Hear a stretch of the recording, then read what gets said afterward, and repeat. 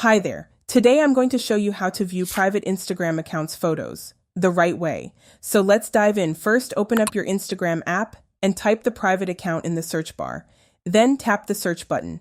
Now click on the Accounts tab. Here you'll find accounts marked as private. This means you can't see their photos or posts unless you're following them. So, how do you get access to their content? Let me explain.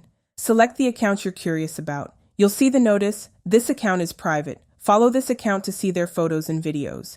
Now, here's the deal. Back in the day, there were third-party apps and tools that claimed to let you view private accounts without following them. But guess what? Those methods no longer work. The only legit way to view photos from a private account is by sending them a follow request. Once they accept it, you'll have access to their content. That's it. Simple and straightforward. If you found this video helpful, give it a thumbs up, drop a comment below, and don't forget to subscribe for more practical tips and tutorials. Thanks for watching, and I'll see you in the next one.